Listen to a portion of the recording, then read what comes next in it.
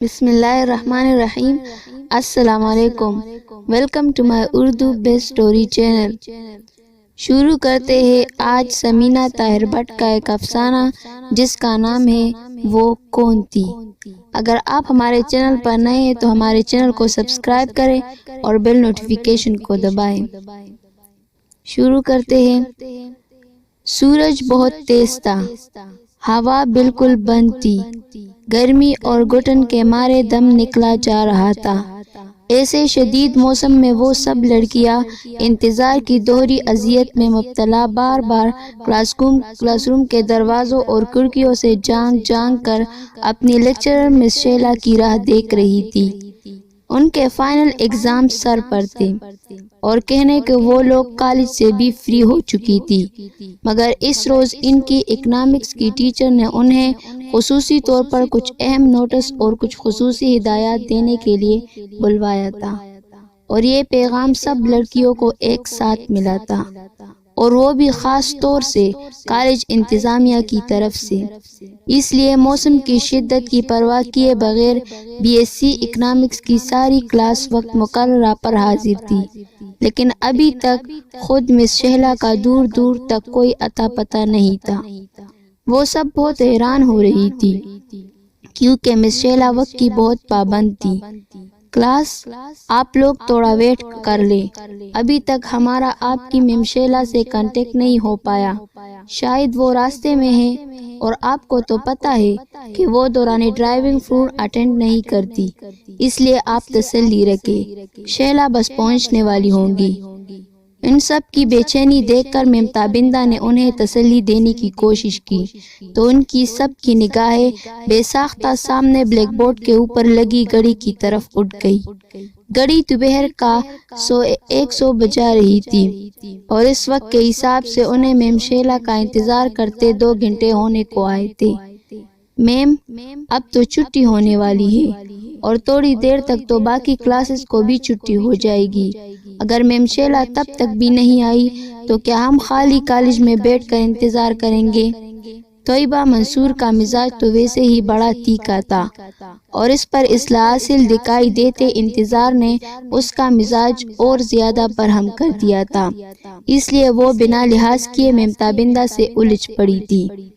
نہیں، ایسا نہیں ہوگا، میری ابھی شیلا کے فادر سے بات ہوئی ہے، انہوں نے بتایا ہے کہ وہ کافی دیر ہوئی گھر سے کالج کے لیے نکل چکی ہے، ہو سکتا ہے راستے میں ٹریفک میں پھنس گئی ہو، یا پھر کوئی اور پرابلم بھی تو ہو سکتا ہے، اس لیے میں آپ سے کہہ رہی ہوں کہ پریشان مت ہو، شیلا بس تھوڑی دیر ہی میں پہنچنے والی ہے۔ میم تابندہ نے اپنے مخصوص نرم انداز سے طیبہ کے ساتھ ساتھ ان سب کو تسلی کروائی اور کلاس سے باہر کی راہ لی۔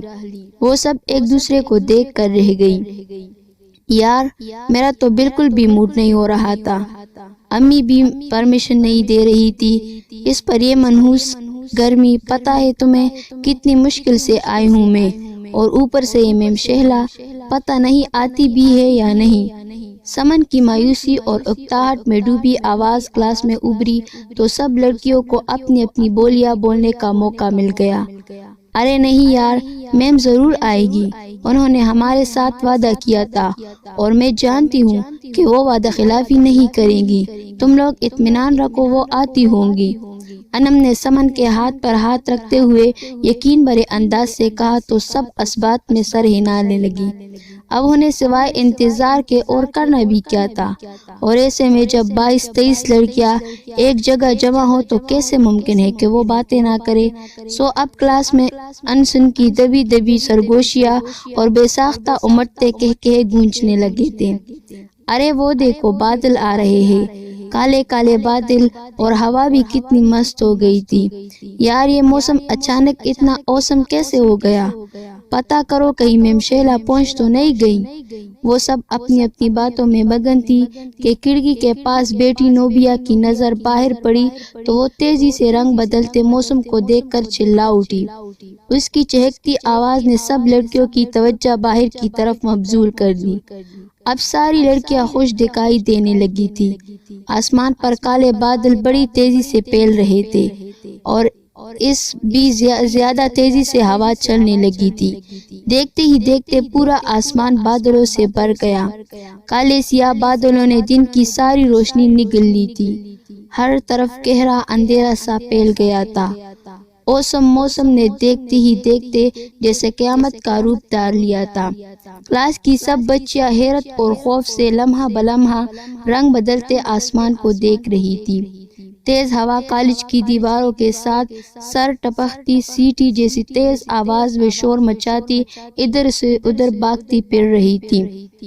گراؤنڈ اور لان میں لگے درخت اور پودے ہوا کے ان زوردار تپیڑوں کو بڑی ہمت سے سہتے تیزی سے جھوم رہے تھے۔ کھڑکیاں بند کر دو، ساری لائٹس آن کر دو اور کلمہ طیبہ کا ورد کرو۔ یہ بڑا خوفناک طوفان ہے۔ دعا کرو کہ اس کا زور جلد ہی ٹوٹ جائے، ورنہ ہم سب کسی نہ کسی بہت بڑی مصیبت میں پھنس جائیں گے۔ فاطمہ اور انم حافظ قرآن تھی۔ انہوں نے ہمت کی اور اٹھ کر کمرے کی ساری کھڑکیاں بند کرنی شروع کر دی۔ ساتھ ساتھ وہ کلمہ بھی پڑھتی جا رہی تھی۔ انہوں نے باقی لڑکیوں کو بھی یہی تلقین کی، مگر چند ایک لڑکیاں جو کہ ان کے ہی گروپ کی تھی، ان کے سوا اور کسی نے بھی ان کی تاکید پر عمل نہیں کیا اور خوفزدہ نگاہوں سے باہر دیکھتے ہوئے رونا شروع کر چکی تھی۔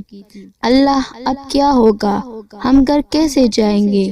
میرا تو گھر بھی اتنی دور ہے اور مجھے جانا بھی اکیلے ہی پڑتا ہے، اور آج تو لگتا ہے کہ کوئی رکشہ ٹیکسی بھی نہیں ملے گی۔ یا اللہ، میں اب کیا کروں گی؟ سمن موسم کے بگڑتے تیور دیکھ کر سب سے زیادہ پریشان ہو رہی تھی۔ اس کا گھر واقعی بہت دور تھا، اور دور تو مس شیلا کا گھر بھی بہت تھا، بلکہ وہ دونوں ایک ہی علاقے میں رہتی تھی، بس سیکٹر الگ الگ تھے۔ اسی وجہ سے چند ایک بار وہ میم شیلا سے لفٹ بھی لے چکی تھی۔ پریشان مت ہو، میم شیلا کے ساتھ چلی جانا، وہ تمہیں حفاظت سے تمہارے گھر پہنچا دے گی۔ بس دعا کرو کہ وہ اس طوفان میں خیریت کے ساتھ کالج پہنچ جائے۔ ارم نے اسے تسلی دی تو بھی میں خیریت کے لیے دعا گو ہو گئی۔ جیسے جیسے وقت گزرتا جا رہا تھا، موسم اور زیادہ خراب ہوتا جا رہا تھا۔ ہوائیں خوب شور مچاتی، سر ٹپکتی، اب دیواروں کے ساتھ ساتھ کمرے کی کھڑکیوں دروازوں کو بھی ٹکرے مار مار کر زور و شور سے بین کرتی پھر رہی تھی۔ تیز ہوا کے ساتھ گراؤنڈ کی مٹی اور گری پڑی اشیاء بھی بگولوں کی صورت فضا میں چکراتی پھر رہی تھی۔ ہوا کا زور اس قدر زیادہ تھا کہ لگ رہا تھا کہ کوئی پل جاتا ہے اور کھڑکیاں دروازے ٹوٹ کر گر جائیں گے۔ ماحول کی خوفناکی لمحہ بلمحہ بڑھتی جا رہی تھی، اور ایسے میں کمزور دل کی لڑکیوں کی دبی دبی چیخیں بلند ہونے لگی تھی۔ وہ سب ایک دوسرے سے لپٹی بری طرح رو رہی تھی۔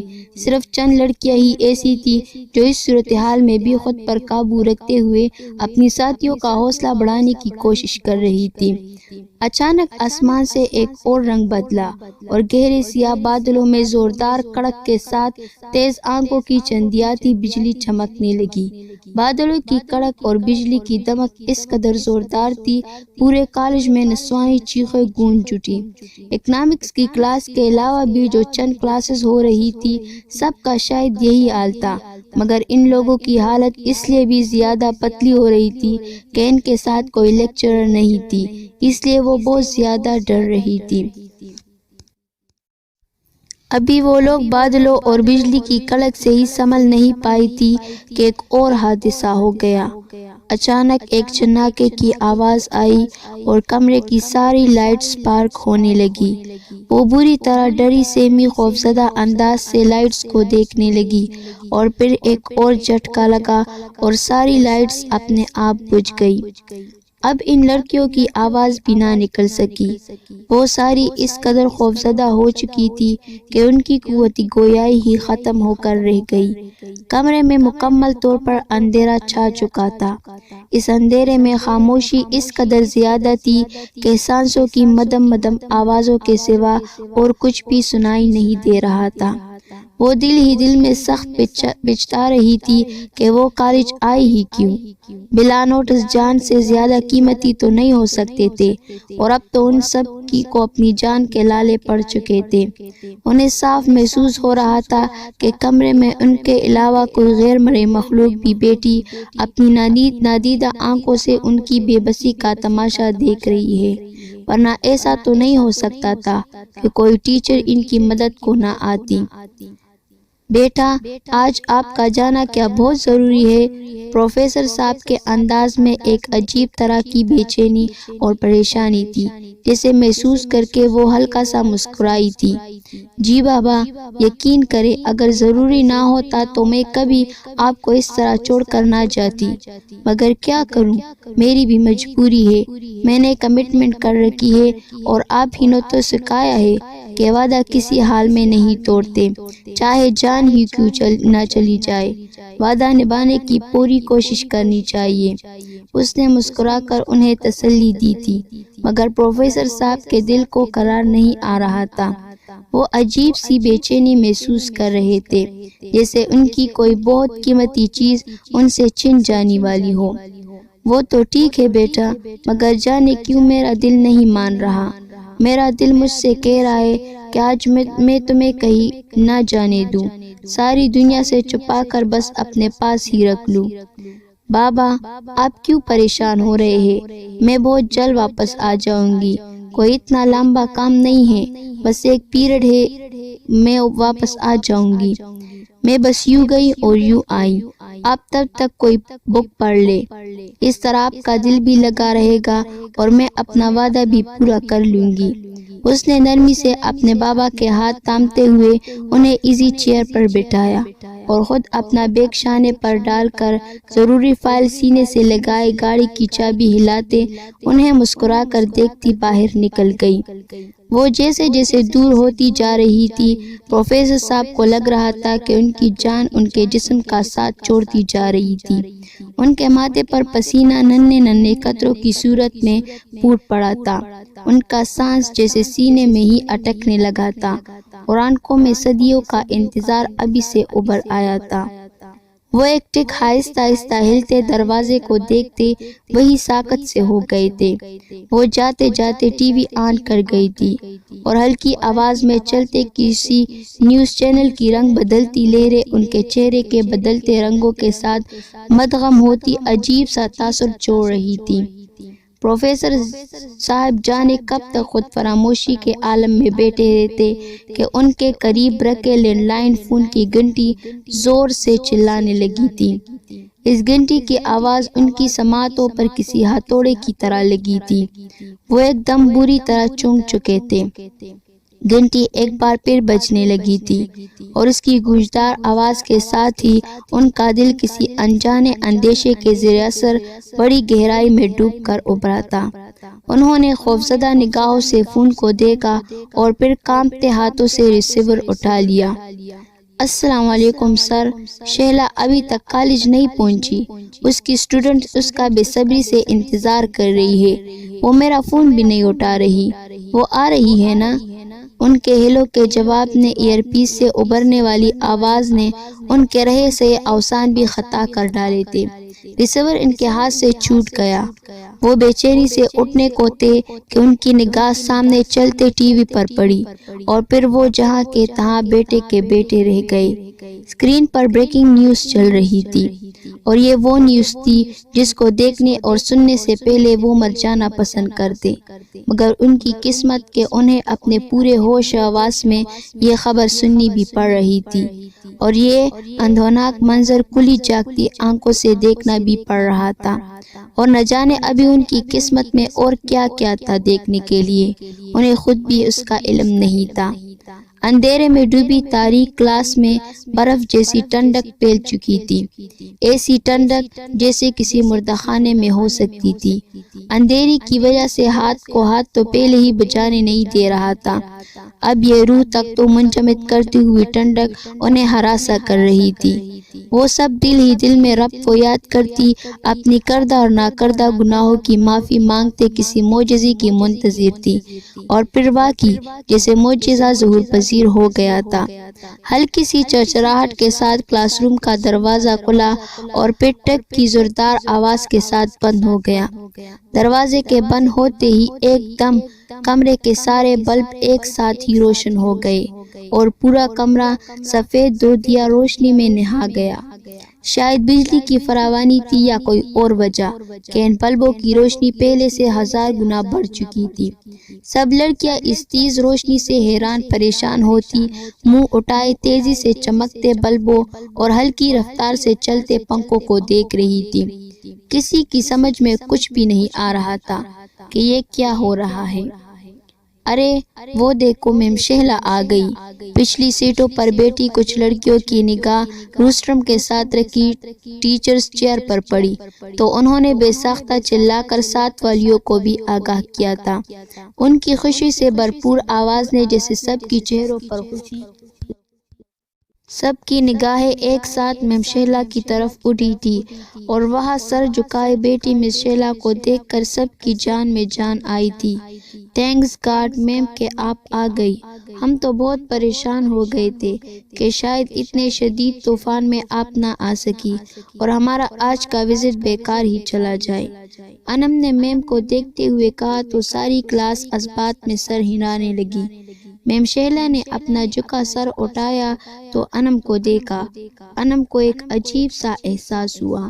میم کے انداز بہت بدلے ہوئے تھے، ان کی چہرے پر پہلی سنجیدگی اور بیرونگی کا احساس بہت عجیب سا تھا۔ وہ تو بہت خوش اخلاق اور ملنسار طبیعت کی مالک تھی۔ ان کے دوستانہ رویے کی وجہ سے ہی تو سارے اسٹاف کے ساتھ ساتھ ساری طالبات بھی انہیں دل سے پسند کرتی تھی۔ ان کے چہرے پر ہر وقت ایک نرم سی مسکراہٹ رہتی تھی اور ذہانت سے بھرپور چمکدار سیاہ آنکھوں سے محبت کی نرم اور میٹھی لہریں نکل کر دیکھنے والوں کو ایک سحر میں جکڑے رکھتی تھی۔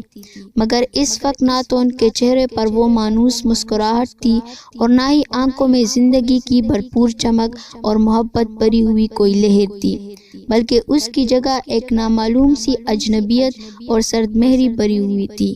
اب آنکھوں میں زندگی کی کوئی رمق باقی نہیں رہی تھی، مگر وہ پھر بھی زندہ تھی، ان سب کو دیکھ رہی تھی۔ انم کی نگاہ جیسے ہی ان کی نگاہوں سے ملی، وہ جہاں کی تہاں کڑی رہ گئی۔ اسے ایسے لگ رہا تھا کہ وہ کسی غیر مرئی طاقت کے زیر اثر آ چکی ہے۔ میم شہلا نے کوئی بھی جواب دیے بغیر ایک فائل اس کی طرف بڑھائی۔ انم ٹرانس میں چلتی ہوئی ان کے قریب گئی اور فائل ان سے لے لی۔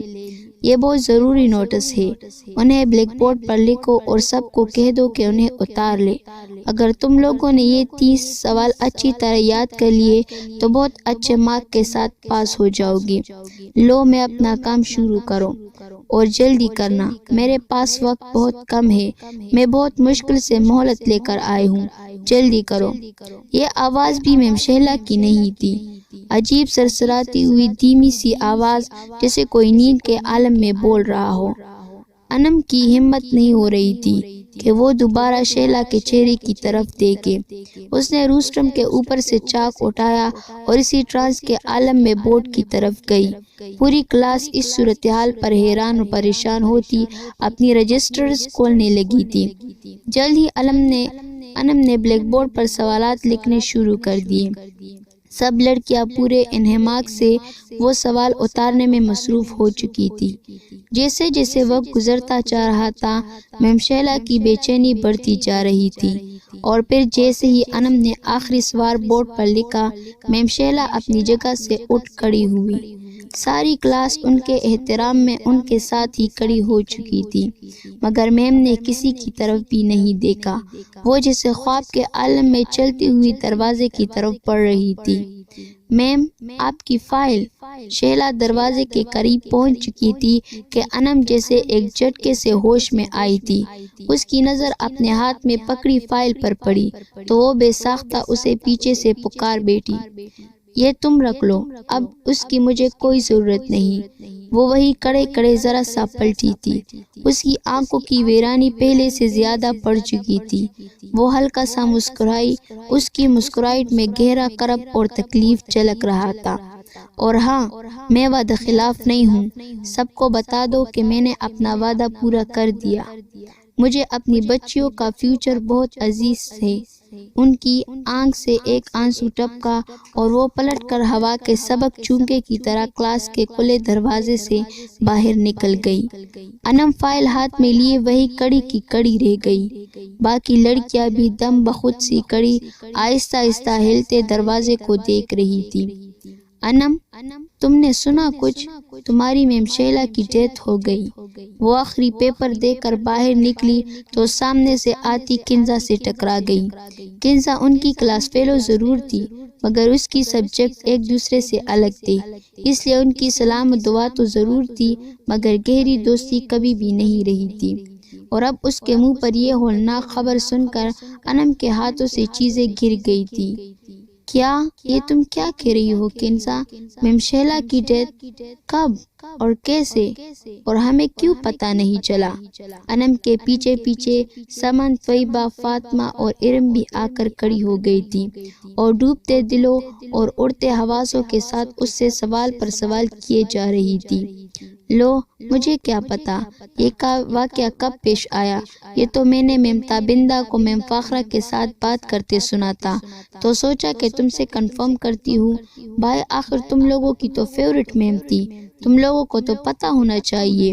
اس نے حیرت کا اظہار کرتے ہوئے کہا تو سب ایک دوسرے کا منہ دیکھنے لگی۔